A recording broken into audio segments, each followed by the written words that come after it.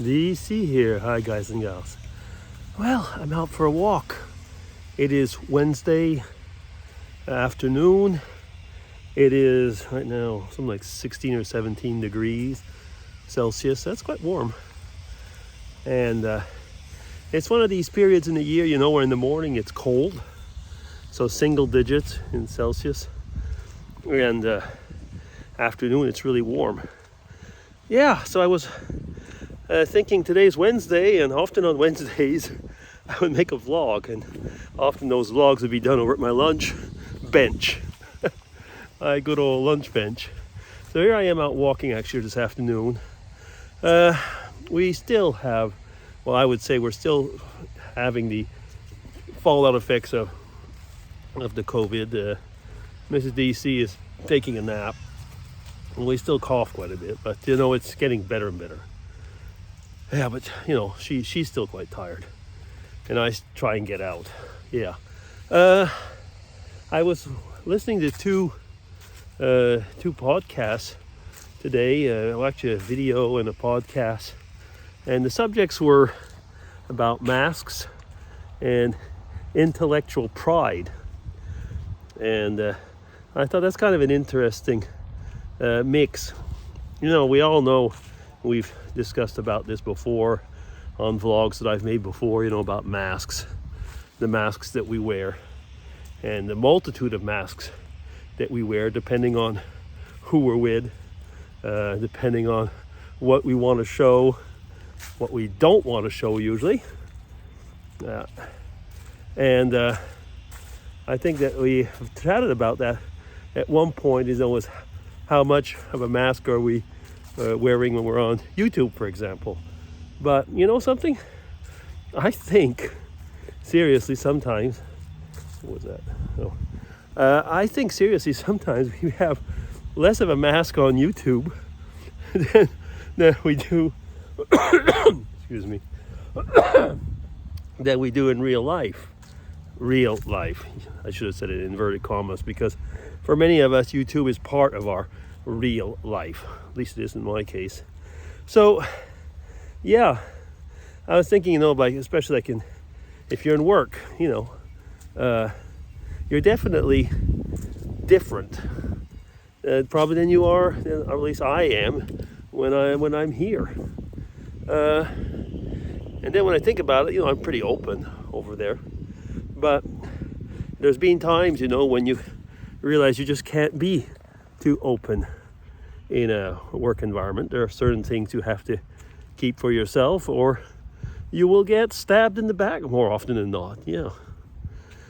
Then there was the other bit about intellectual pride. Well, I was thinking about that as well. It's how much of those things evolve. Like I was a student coming from a modest family. I mean, grandparents were all farmers. That does not mean that they automatically were modest, but what I mean is from my dad's side, definitely. From my mom's side, at a period, they probably were better off and then fell on some hard times. But, so modest stock, so to say. My dad was manual. When I say manual, in the sense is that he had not made any studies, but he was a mechanic and so on. So you get where I'm coming at. So I was basically the first generation that did any type of advanced studies, and got as most of them got a PhD and so on. So one would say, oh wow, intellectual pride. And the thing is that usually, especially at one point in your life, you do have it. Oh yeah, there's no doubt about it. You do have it. But one of the best things is when you work in a medium or where most people are like you. What I mean by that is that if you're not the only one, for example, with a PhD, then you're nothing special. You see what I mean in that respect. And it's awful good in that respect for people, coming down a peg, I think. What you do see, and that was my previous workplace, is that you realize how many people though are born with a silver spoon in their mouth, and definitely don't want to take it out.